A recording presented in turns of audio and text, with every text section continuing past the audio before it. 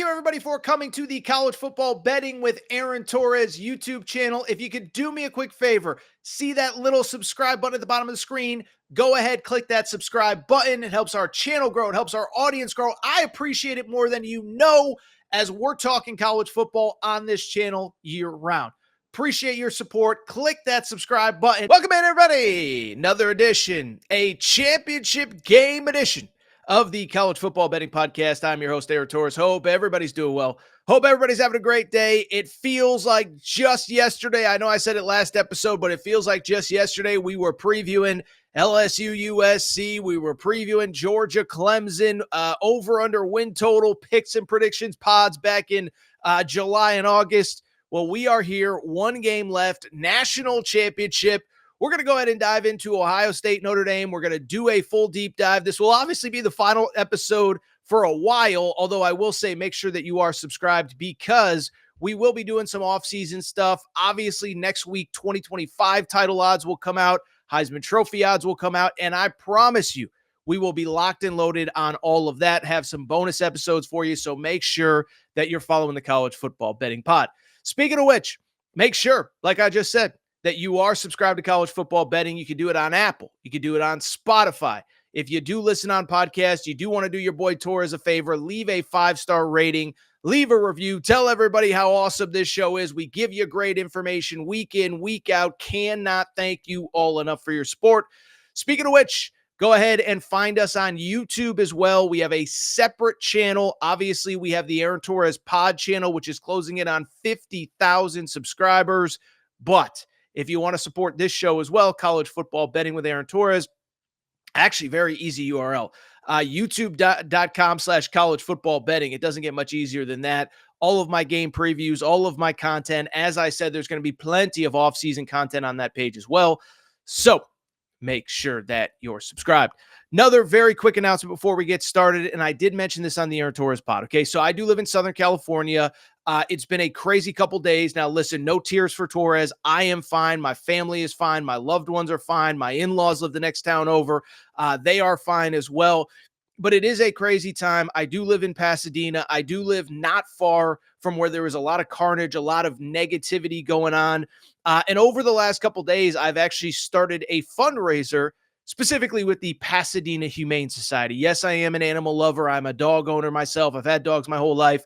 And I can tell you, I went down to the Pasadena Humane Society earlier this week on Monday, and you could tell they're really struggling. Now, the great thing is the community is kind of rallying around them, but it doesn't change the fact that they need money. They need support.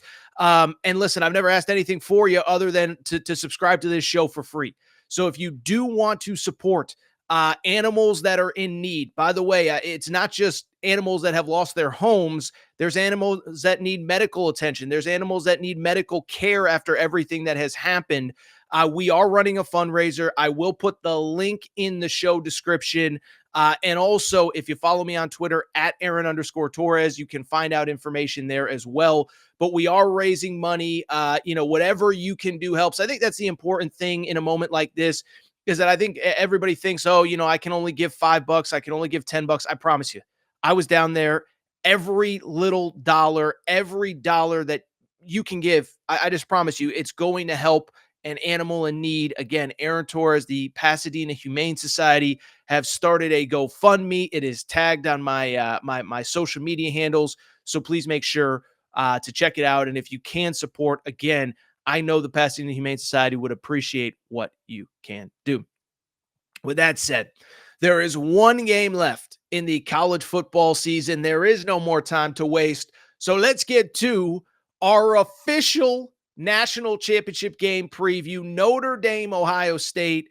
Ohio State, an 8.5-point favorite. The over-under set at 45.5. By the way, we are recording on Tuesday evening, so if something changes and you see this pod and maybe the line is moved towards Ohio State, maybe it's moved towards Notre Dame, don't yell at Torres. Don't get in the comment section. I'm just telling you, as of Tuesday night, Ohio State is an 8.5-point favorite. Ohio State is obviously expected to win this game. It was actually at 9.5. It's down to 8.5. But let's go ahead and dive in because I think this should be a really, really, really fun one. Specifically, let me start by saying this, is that this is one I got to take an L on, okay? From the perspective of when they talked about expanding the college football playoff, I was kind of one of the last holdouts. My thought process was pretty straightforward, is that basically most years there aren't four great teams to put into the college football playoff. Now we're going to add eight more. And listen, I do think that there probably aren't 12 super awesome teams in any given year. But I think what is also obvious is that in this portal NIL era, team 1 and team 7, team 2 and team 10, like the gaps just aren't as big as they used to be. And I look at this national championship game as a metaphor for that. Notre Dame is the 6th seed, the 7th seed. Notre Dame is the 7th seed. Ohio State is the 8th seed. And you look at this matchup in a 4-team playoff era, at least one of these teams, Ohio State would not have gotten in after losing to Michigan on the final game of the regular season. Notre Dame, there would have been a huge debate and discourse about their inclusion after losing to Northern Illinois earlier in the year. And so I just bring it up because this thing, for the first time in any of our lives, it's being settled on the field. You can complain about the committee. You can complain about SMU listen, the right teams got in, and we now have a great national championship game featuring two awesome teams. Let's go ahead and dive into how they got here. We'll start with Notre Dame. Listen, I've said it for a few weeks now. There is no team in college football that just kind of knows who they are, knows what they're about, knows what their strengths are, knows what their weaknesses are, and just goes ahead and puts together a game plan every single week to accentuate those strengths and minimize those weaknesses, quite like Notre Dame. You go back to last week against Penn State, right? This is a team, by the way, the Penn State game, let me just even spend half a second on Penn State before we talk about big picture Notre Dame. Penn State game was fascinating because early on, I kind of felt like the short week for Notre Dame. Remember, Penn State going into that game had 2 extra days of rest. I felt like the short week for Notre Dame was kind of catching up to them. They just looked tired. They looked worn down. Penn State jumps out to that early lead. But Notre Dame roars back 17 fourth quarter points, 24 points in the second half, and they find a way to win. Penn State was able to run the ball, but Notre Dame, as they have all year, they forced a crucial turnover late, and it was just the quintessential Notre Dame game. They weren't perfect. They were dealing with injuries. The O-line's banged up. Riley Leonard goes into concussion protocol, and they figure out a way to win the game. I thought it was one of the more gutty, resilient wins that we've seen in a while. And looking ahead to the bigger picture of who they are and what they're about, that's kind of who they have been all year. We've talked about it since the start of the college football playoff. This is who this team is. They know who they are. They know what they're about. What do they do really well? They run the crap out of the ball. We have discussed it, and we have discussed it regularly. They run the ball quite a bit. 99th nationally this season in pass attempts per game. So they don't even try to run the ball. I think, how about this? How about a crazy stat that I kind of uncovered as I was prepping for this podcast and all the preview stuff? How about this? Riley Leonard still has yet to throw for 250 yards in 15 games as Notre Dame's quarterback, okay? To me, that is significant because how about this? Will Howard has thrown for over 250 yards in all 3 college football playoff games. Now, if you want to argue Will Howard, he's got more weapons behind him, okay, whatever. It does not change the fact that Notre Dame does not want to throw the ball. They don't have the explosive receivers, I believe, on the outside, but they have gotten to this point by staying true to who they are, specifically on offense, specifically running the ball. Got to give credit where it's due. Defensively, listen, I think the numbers are a little bit skewed on the run defense. Now, the pass defense is elite. Number 2 pass defense in America. You will never guess who number 1 is. That's who Notre Dame is playing this game, Ohio State. But the number 1 opponent passing percentage. So in other words, no team completes fewer passes by percentage than they do against Notre Dame. Bunch of interceptions, lead the country in turnovers. That defense is opportunistic. We saw it against Penn State, and man, oh man, do they take advantage of opportunities. Do think it's kind of worth noting. The run stats have not been great. Admittedly, I think that's a little bit deceptive. Remember, they played Army, they played Navy, 2 teams that don't even want to try to pass the ball. But at the same time, they did give up over 200 yards rushing to Penn State, which I do believe is a variable coming into this game. Speaking of this game, let's talk about the other team on the other sideline, the Ohio State University. Ohio State fans are on my butt, I think justifiably so, because I've been critical of Ryan Day since, really about 3 or 4 years now at this point. I was critical coming into the playoff, but I'll defend myself and I'll defend the Ryan Day critics. The truth of the matter is we were critical because we knew what the potential of this team was, and they were not meeting that potential, certainly coming out of the regular season and that loss to Michigan. Well, the cool part about this 12-team college football playoff is pretty straightforward, is that now in this era, you can survive a bad game against Michigan. You can survive a game on the road against Oregon where you were every bit as good as them and they had one more play in them because of a questionable Jeremiah Smith pass interference call. So you can survive. You can get into this field if you pick up the wins that you need to in the regular season. Ohio State has, and now they are absolutely rolling. Obviously, coming in 3 straight playoff wins for the Buckeyes, dominate Tennessee, dominate Oregon. Listen, the Texas game was closer. To me, though, Texas just has maybe the most talented defense in all of college football. Listen, I said this in the preview last week, is that I did pick Ohio State to win. I think I picked them 24-10. The final score was 28-14. But I thought that Texas, their defense specifically, was just not getting enough credit for who they were and what they were capable of. I mentioned it last week. That kid Colin Simmons on the edge, true freshman. I'm not an NFL draft expert. That kid is a future top 10 pick, probably future top 5 pick. I mean, 2 more years of college football for that kid is insanity. Anthony Hill, back-to-back 100-plus tackle season at Texas. He'd be a first-rounder if he was eligible.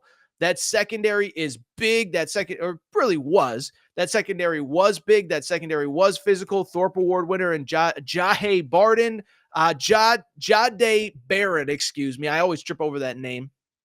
The transfer from Clemson. They got guys everywhere. And so I'm not surprised that Ohio State struggled a little bit because everybody struggled against that Texas defense from whoever. Michigan, Georgia twice, Texas. Nobody was able to move the ball. And so I don't think it's some big indictment that Ohio State has taken a step back. I just think Texas's defense was that good. But we also got to give credit where it's due, right? 1, Ohio State made enough plays. 2, I actually think it was a positive that they were able to win that game. Jeremiah Smith, 1 catch for 3 yards. Texas clearly prioritized taking him out of the game. Well, guess what Will Howard was able to do? Find Carnell Tate, 7 catches in that game against Texas. G. Scott got going. Emeka Ibuka had 4 or 5 catches. And so I got to give Will Howard credit, right? Is that we focus so much on Jeremiah Smith coming out of the Rose Bowl, and probably justifiably so. The whole thing with Ohio State is that they have so many weapons on defense or on offense, it shouldn't matter, and it didn't. So credit to Will Howard for finding some of his other guys. The run game slowed down a little bit. To me, again, that's a byproduct of how good Texas's defense was and is. And then obviously when Ohio State's on defense, they're just elite across the board. You look at all the guys. Obviously, Jack Sawyer had the game-changing, legendary, unforgettable play. But outside of Jack Sawyer, that D-line is elite. The linebackers are elite. The secondary was flying all over the field. And I don't need to give you these stats on Ohio State to kind of let you know, like, they're elite everywhere. They're elite in the secondary. They get to the quarterback. They stop the run. Jim Knowles is a brilliant play caller.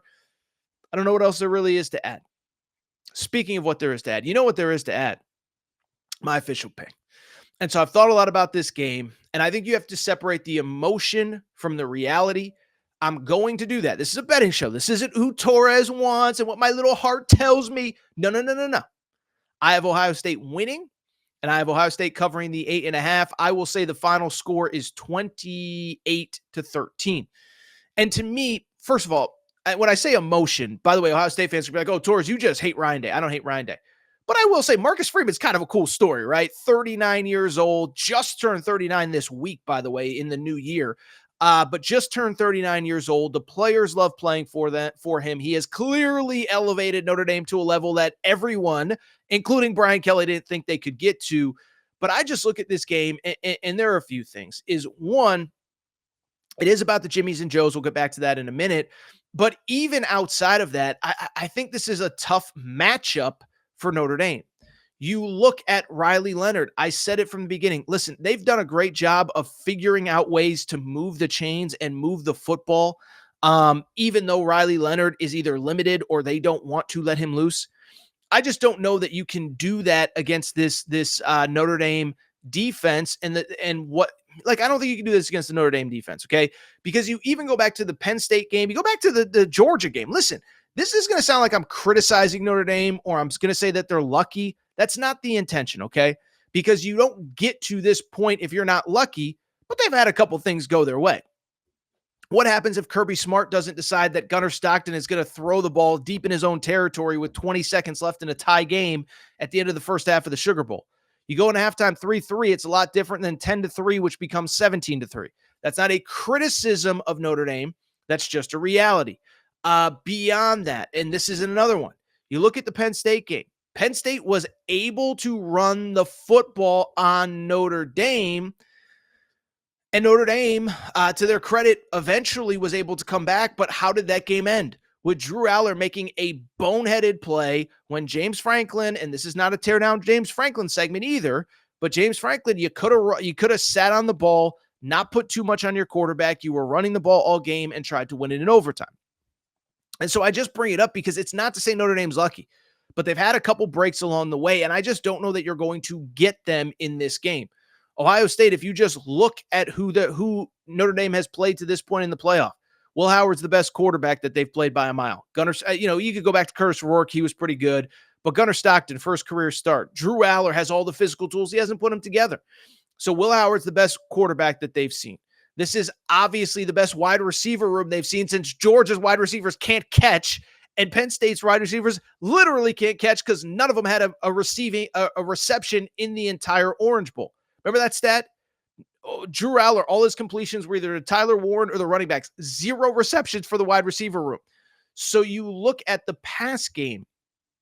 This is by far the best pass game that Notre Dame has seen in this playoff. Now, do I think they can keep it close? Because do I think that they can force Will Howard into a mistake? I do. And I will say that's the one concern I have about taking Ohio State, is that Notre Dame's secondary is so opportunistic that I do get a little bit concerned about Will Howard throwing a pick or two. It doesn't change the fact, though, that as I look at this bigger picture, the one thing that really does stand out to me is that in addition to that Ohio State pass offense and really the offense in general going up against that I take that back. So to go back, what I was going to say was with the Ohio State or with Notre Dame's offense, I do worry about their ability to move the ball against this Ohio State defense because I just don't trust Riley Leonard.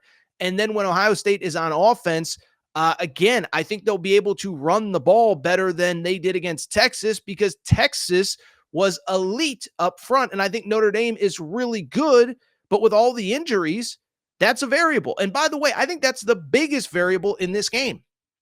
What does Notre Dame have to do to win in this game? They have to win by running the ball on offense. Well, guess what? Starting left tackle out for this game, not going to play. On defense, what do they have to do? They clearly have to stop the run. Well, guess what? Riley Mills is out. And again, I go back to that game in the Orange Bowl. They struggled to stop the run.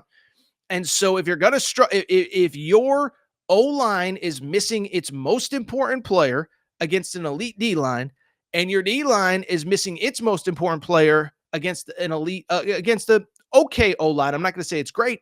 That's a huge factor. And the thing I'd add too is unlike Ohio State had their injuries early in the season. Josh Simmons, the starting left tackle, gets hurt against Oregon. They've had time to adjust. They've had time to move guys around. Notre Dame, every single time they come off the field, there's a new guy hurt. And so I could go on and on. Listen, I'm hoping for a great game because it's been a great playoff, at least after round one. I'm hoping for a great game because it's what will be good for college football. But I do worry the matchups in this game totally favor Ohio State. And I do have Ohio State winning, what did I say, 28-13. Bruce, Matt, you can write that down. That will be my official pick, 28-13. Ohio State wins. Ohio State covers the 8.5. All right, I think that's it for this episode of College Football Betting. Last time, if you're not subscribed, please make sure to do so. You can do it on Apple. You can do it on Spotify. You can do it on Amazon Music. You can do it on Google Music. You can do it wherever you listen to your podcast.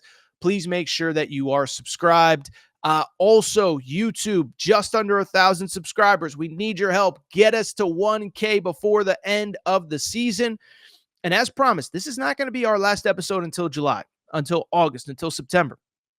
We are going to come back, and next week or the week after or whenever When we have odds for the 2025 season, we'll break it down. When we have Heisman odds, we will break it down. And then over the course of the spring and the summer, as we get those early week 1 lines, those early big game lines, we'll be back to preview it as well. So I'll tell you what, think it's time for me to get out of here, but truly do appreciate everything that you guys do in support of this show. And we'll be back. By the way, great season. I haven't tallied the numbers, but hit right around 62 or so percent, I believe, when it was all said and done, which I promise you there's pretty much nobody in college football media that's basically doing that. So thank you guys and girls for tuning in. Thank you guys for listening. We are not done, by the way. This is not goodbye until July. This is goodbye until next week. Appreciate your support.